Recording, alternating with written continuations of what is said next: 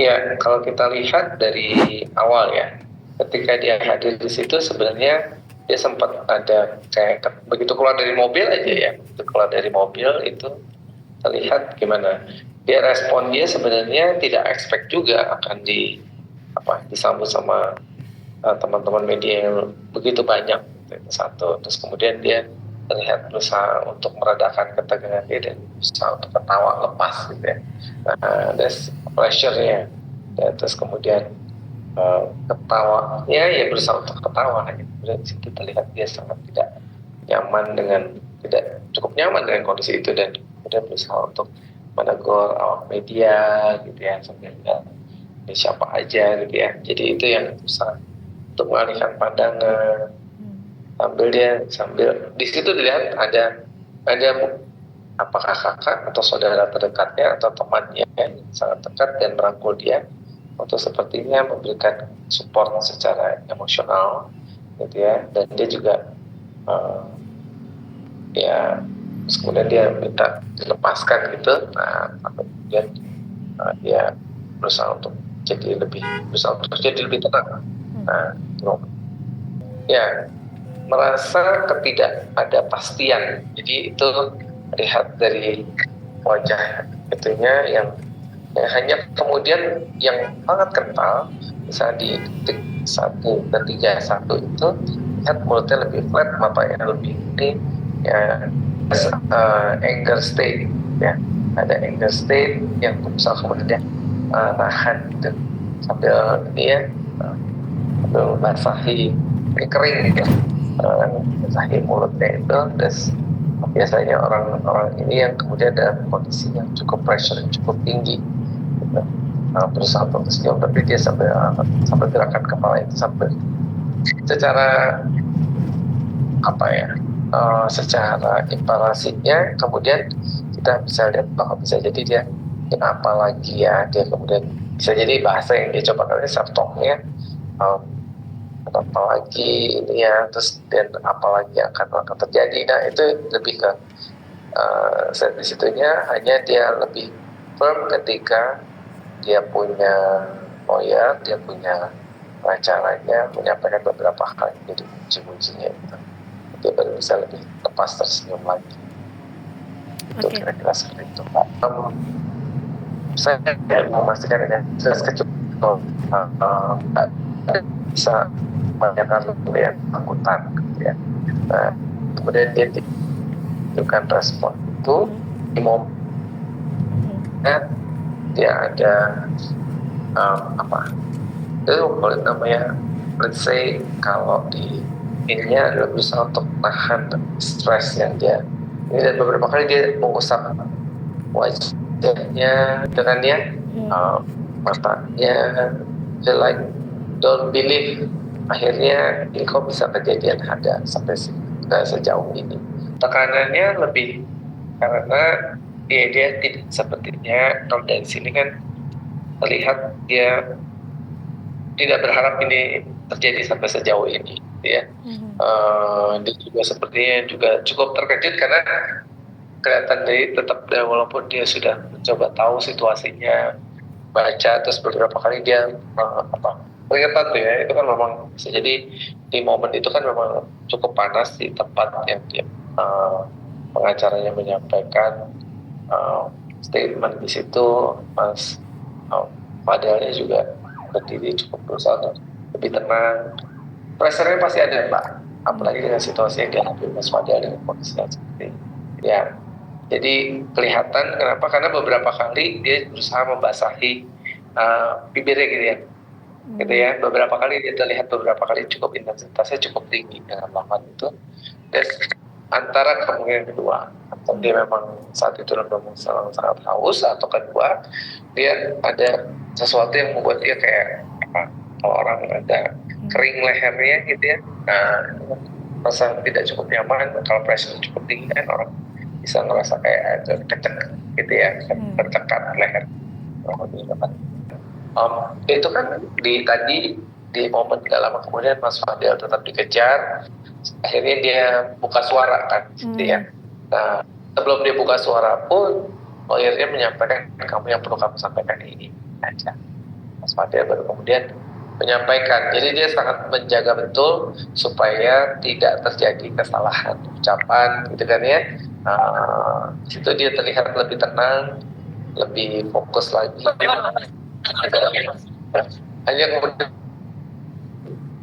mukanya tegang, nggak marah. Kenapa? Karena suasananya cukup heboh, cukup berisik di situ. Karena dia mau ngomong gitu kan. Nah itu kan sampai matanya agak melotot, terus mulutnya agak tensinya lumayan keras gitu ya. Agak terlalu dini untuk bisa menyampaikan itu. Hanya kemudian bahwa ada beberapa statement yang dia jelaskan gitu ya. Dia memperjelaskan itu ya. Nah dari kata-katanya itu dia mention, nah ini gayanya Mas Fadel, gue siap gitu ya. Jadi di situ siap, nada penekanan gue siap gitu ya. Nah, itu nggak setinggi itu, tapi dia cukup coba untuk lebih lebih flat lagi, lebih coba dibuat lebih normal. Hanya kemudian berikutnya penekanannya dia lebih pressing lagi bahwa saya sehat gitu ya. Jadi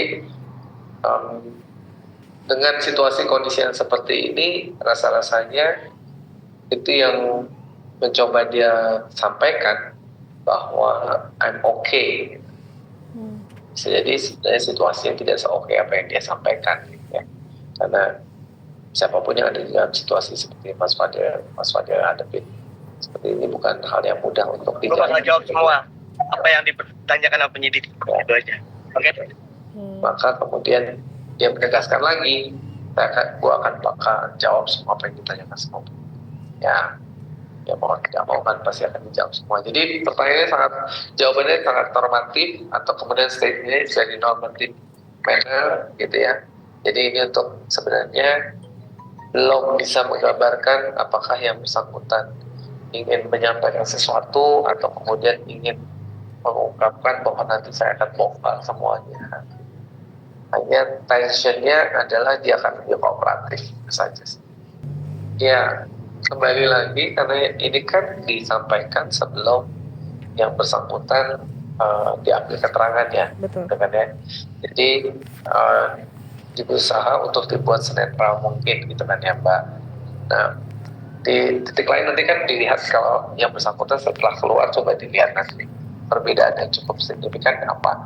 Jadi bisa dulu kan kelihatan apakah yang bersangkutan kemudian lega gitu karena dari wajahnya akan memunculkan lebih happy, lebih tenang itu, atau sebaliknya gitu kan ya, tambah kencang, tambah ini. Nah itu kan menunjukkan bahwa ada sesuatu yang kemudian terjadi di dalam sana gitu kan ya.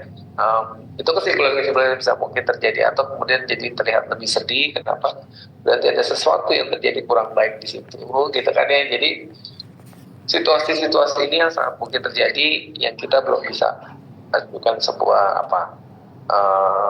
pengandaian atau pengukuran kalau tidak ada, ini kan ukuran sebelum, maka nanti sesudahnya baru bisa kita buatkan sebuah istilahnya komparasi gitu, kira-kira. Kalau karena yang bersangkutan kan berusaha untuk tadi ketika dia menyampaikan pun gitu kan ya, dia konsultasi, dia tanya ke lawyernya, kemudian mas lawyernya itu kan menyampaikan beberapa hal yang perlu kamu sampaikan, itu saja gitu kan. Jadi memang sengaja dibatasi supaya tidak menimbulkan persepsi atau menimbulkan pemahaman yang berbeda dari tidak hanya dari orang yang melihat tapi juga terhadap opini publik secara keseluruhan. Kan itu sebenarnya mau dijaga. Itu yang sebenarnya diatur skenario itu sebenarnya atur buat senetral mungkin. Walaupun dalam konteks ini penekanannya ada tekanan yang disampaikan, tetap ada pressingnya kata-kata itu, dan coba dia ada dibuat statement yang berpikirnya is still okay walaupun situasinya sebenarnya nggak terlalu oke gitu ya. Jadi kira-kira seperti itu.